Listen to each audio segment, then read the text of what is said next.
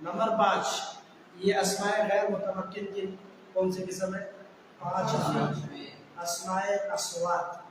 अस्वात किसकी जमा है?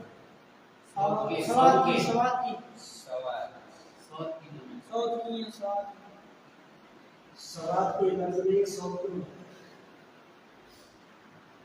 ठीक है, क्या है? आवाज। तो अस्माए अस्वात, अस्वात सौत की जमा है, यानी बहुत सारी आवाजें। क्या मतलब है? वो इसम जो आवाजों के लिए, मुख्तलिफ आवाजों के लिए इस्तेमाल होते हैं, उनको क्या कहते हैं? अस्माए अस्वात। अब यहाँ पर मिसालें दी है, चंद मिसालें किताब में। मिसाल के तौर पर खांसी की आवाज ओ क्या ओ खांसी की आवाज समझाने के लिए ये लफ्ज़ इस्तेमाल किया जाता है।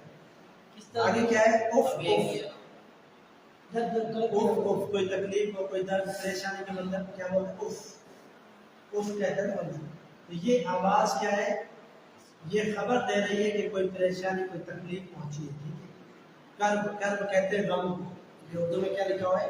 कर्ब माने तकलीफ या गम। अच्छा, बख्खा ये इस्तेमाल होता है अरबी में किसके लिए? खुशी और मुसरत के लिए। बख्खिल्ला इस तरह अरब इस्तेमाल करते हैं। ठीक है, खुशी के वक्त ये इस्तेमाल। इसी तरह नक्खा ये अरब ऊँटों को बिठाने के लिए ये लफ्ज़ इस्तेमाल करते हैं। नक्खी या नक्खा। वाक है, वाक किसकी आवाज़ है? कौवे की आवाज़ है। कब में की काला से नहीं होता कौवा। यहाँ पिछली में देखा लोग कहते हैं कि जिसके घर पर आ जाए तो ये बताता है कि मेहमान है। तो सुबह के टाइम आया, सुबह के समय आ जाए तो नाश्ता ही ना किया हो, ये आके बैठ गया करता रहे। दूसरों में लोग कहते हैं कि बस आ गया आज मेहमान है। ये जो है बदशगुनियाँ नहीं लेनी चाहिए, परिंदों से बदशगुनी नहीं लेनी चाहिए। लोग ये बदशगुनियाँ पुरानी एक कहावत है, पुराने ज़माने के लोगों की बात है, लेकिन ये मुनासिब नहीं, इसको बदशगुनी कहते हैं। ज़र्फ़ है अस्माए ज़ुरूफ़, अस्माए ज़ुरूफ़ दुनिया में 2 किस्म के पाए जाते हैं, उसके अलावा कोई ज़र्फ़ यही नहीं। ठीक है, कौन से है? ज़ुरूफ़ मकान, ज़ुरूफ़ ज़मान। ज़ुरूफ़ ज़मान का मतलब जिसमें ज़माने की बात हो, जिसमें ज़माने की बात। मकान का मतलब जिसमें जगह की बात हो। अब दोनों की किस्में बयान की गई है। ठीक है, एक एक की तफसील हम बयान करें, इतना आदमी नहीं, हम कम से कम इनकी किस्में लिख लेते हैं ताकि ज़हन में रहे कि ये अस्मा कौन से। अस्मा क्यों कहते हैं इनको? बल्कि अस्मा नहीं, ज़ुरूफ़ है ज़मान और ज़ुरूफ़ है मकान। ठीक है, ये लिखो आप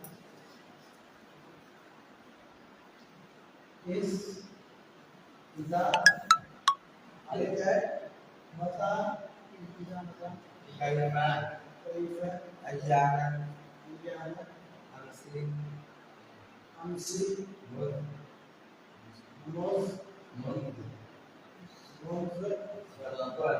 अत्तुन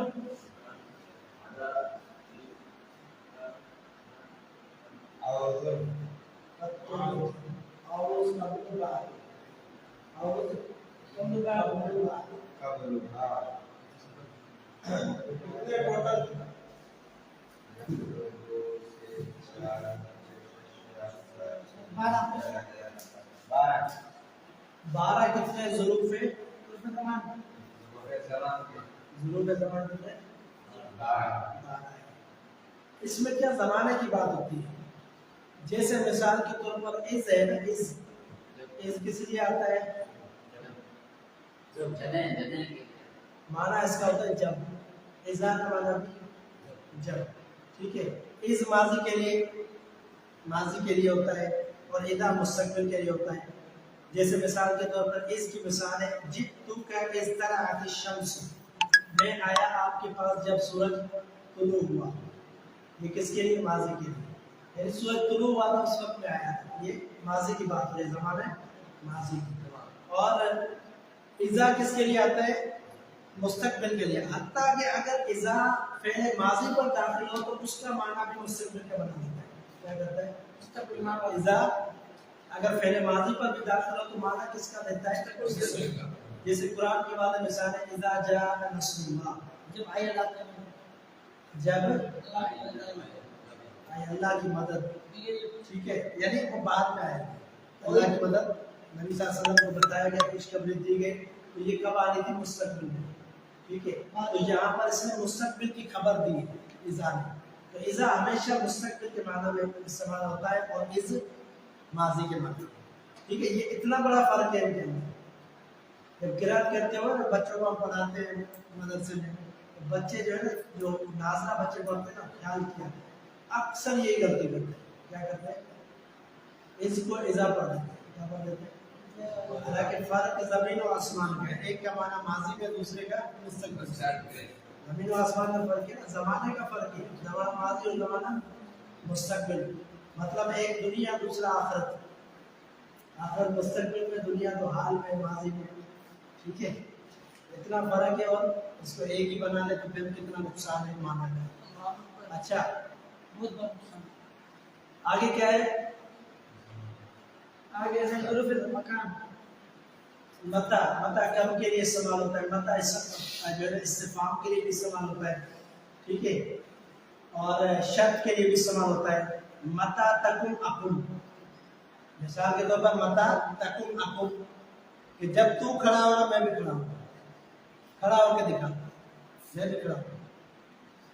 متا تجلس اقم، متا تجلس اجلس، جب تو بیٹھے گا میں بھی بیٹھوں گا. کیا یہ مثال ہے؟ اور اسی طرح جو ہے نا، یہ استفہام کے معنی میں بھی آتا ہے. مثال کے طور پر متا نصر اللہ، کب آئے گی؟ یہ قرآن کی مثال ہے. اور کیف ہے، کیف کیفیت کے لیے آتا ہے، حالت کے لیے. یا کیف استفہام کے لیے استعمال ہوتا ہے. ایام میں اسی طرح آتا ہے. ٹھیک ہے، امسی. امسی مانے گزشتہ، ماضی کے لیے گزشتہ کل. اور موز یہ مقررہ وقت کو بتاتا ہے، وقت کی تعین کرتا ہے. سیدہ ام حبیبہ سے حدیث ہے، فرماتی ہے ما ترکتہن منذ سمعتہن من رسول اللہ صلی اللہ علیہ وسلم. یہ جو 12 نوافل والی حدیث ہے نا، رات دن میں 12 رکعتیں پڑھنا اور محل جنت میں تیار ہوگا. سیدہ ام حبیبہ فرماتی ہے ما ترکتہن منذ سمعتہن، میں نے اس وقت سے نہیں چھوڑے جب سے میں نے سنے. یعنی وہ سننے کی وہ ایک وقت بتا رہی، زمان بتا رہی. جب سے میں نے سنے ہیں اس وقت سے میں نے یہ نوافل ترک نہیں. منذ اور منذ جب کے معنی میں آتے ہیں، یا سمجھے کہ مقدار تعین کے لیے آتے ہیں. اور قطو، قطو کبھی بھی کے معنی میں آتے ہیں، کبھی. ٹھیک ہے، اور اس کی مثال کیا دی ہے ساری کتاب میں؟ ما ضربتو قطو، یہ آتا ہے ماضی کے معنی میں نے کبھی بھی اس کو نہیں مارا. کبھی بھی کبھی بھی اس کو نہیں مارا. یعنی تاکید کے لیے آتا ہے قطو. کوئی بندہ کہا تو اس کو مارتا ہے ما ضربتو قطو، میں نے کبھی بھی اس کو نہیں مارا، جھوٹ بول رہا ہے. ٹھیک ہے، یہ تاکید کے لیے آتا ہے قطو. اور اعوذ کس کے لیے آتا ہے؟ اعوذ مستقبل کی تاکید کے لیے. کیا مثال ہے؟ لا اضربو اعوذ، لا اضربو اعوذ. مستقبل کی مثال میں صیغہ کون سا استعمال ہوا ہے؟ مضارع کا. اور پہلے میں کون سا صیغہ تھا؟ ماضی کا. ما ضربتو ماضی کا صیغہ ہے. اور مستقبل میں ما اضربو قط.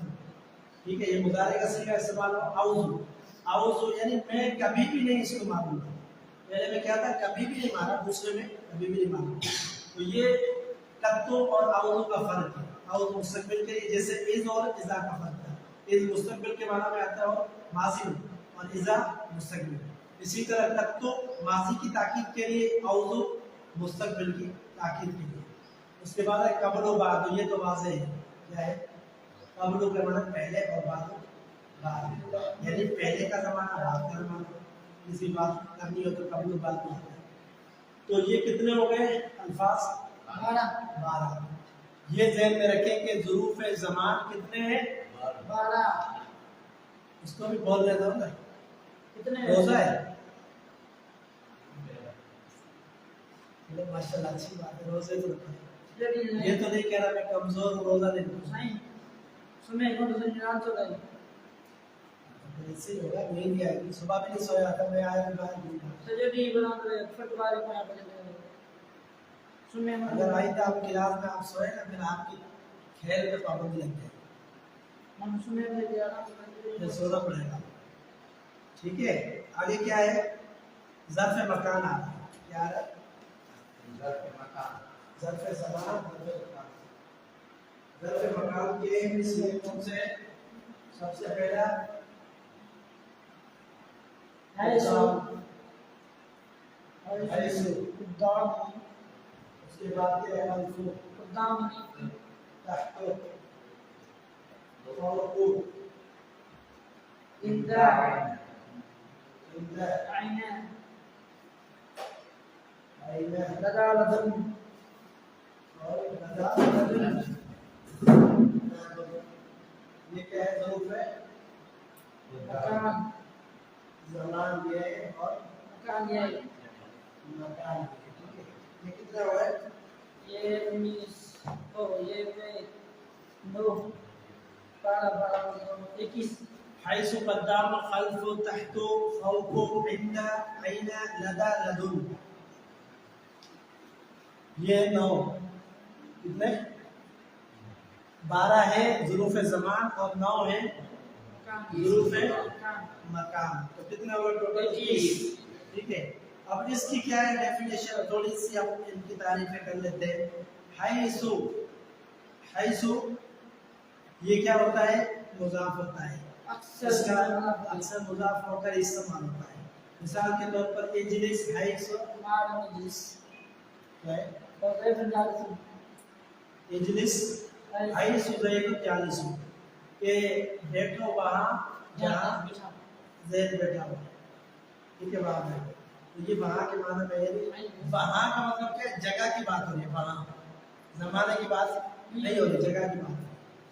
इसके बाद आगे क्या है? कुद्दाम व खल्फु। कुद्दाम का माना उसी माना में आता है जैसे ये कब्लु और बादु। ये कुद्दाम और खल्फु। कब्लु बादु माने ज़माने की बात हो रही है, पिछले ज़माने की, अगले ज़माने की। कुद्दाम और खल्फु ये ज़माने की बात नहीं हो रही, पीछे की बात हो रही है, पीछे और आगे। ये जगह है, पीछे और आगे। ठीक है, पहले और बाद ये ज़माना है, पीछे और आगे ये क्या है? जगह है। ज़माना नहीं है जी। हैसु मकान है, जगह की बात है। वहाँ बैठो जहाँ से बैठा हुआ है, जगह की बात है। ये जो से मकान है, नीचे जो लिखा है कुद्दाम और हैसु खल्फु। ठीक है, हैसु ये खल्फु और कुद्दाम, हैसु अलग है इनसे। कुद्दाम व खल्फु, कुद्दाम का माने पीछे आगे और खल्फ का माने पीछे। ठीक है, उसके बाद क्या है? तहतो, तहतो का माने नीचे, नीचे की जगह है। और फौक का माने ऊपर, ऊपर की जगह की बात हो रही है। इंदा मेरे पास। ठीक है, आईना जगह, आईना ज़ैद, ज़ैद कहाँ है? यानी किस जगह पर है ज़ैद? ये भी जगह की बात है, इससे फाहम। अच्छा, इंदा और लदा लदुन में थोड़ा सा फर्क है। क्या है? इंदा और लदा लदुन, इंदा लदा लदुन एक ही माना में तकरीबन इस्तेमाल होते हैं और इंदा भी इनके माना। अब मिसाल के तौर पर इंदी दिरहमुन, इंदी दिरहमुन एक मिसाल है, मेरे पास दिरहम है। ये इंदा की मिसाल दे रहा हूँ, थोड़ा गौर करो, थोड़ा सा फर्क है। इंदा उस वक्त इस्तेमाल होता है जब बंदे की मिल्कियत हो, जेब में हो, हाथ में हो, ये जरूरी नहीं है। क्या मिसाल के तौर पर क्या मेरे पास दिरहम में तो उसकी जेब में है, तो ये जरूरी। या ये कहे कि इंदी माल, मेरे पास माल है, जरूरी नहीं है कि उसके पास मौजूद हो। ये इंदा है। इंदा उस वक्त इस्तेमाल होता है जब पास कोई चीज मौजूद हो या ना हो, दोनों के इस्तेमाल हो। लेकिन लदा लद उस वक्त इस्तेमाल होगा जब पास मौजूद हो कोई चीज, पास मौजूद होगी। लदई किताब, मेरे पास किताब है, आप में मौजूद है तो फिर मैं कहूँगा लदई किताब। ठीक है, अगर मेरे हाथ में मौजूद नहीं हो तो फिर मैं कहूँगा इन दी किताब। तो साथ होना, पास होना, अपने पास और गिरफ्त में होना, ये लगा लगन का माना इसके लिए इस्तेमाल होते हैं। और इंद का माना पास होना हो कोई चीज़, लेकिन मिल्कियत में हो उसके लिए क्या इस्तेमाल होता है? इंद। ठीक है, ये भी हो गया हमारा मुकम्मल। ठीक है, बहुत शौक था कि हम जो है ना आगे पढ़ लें, लेकिन आगे हम जो है ना मेरा शौक था कि मरफूआत और मंसूबात को आज पढ़े, लेकिन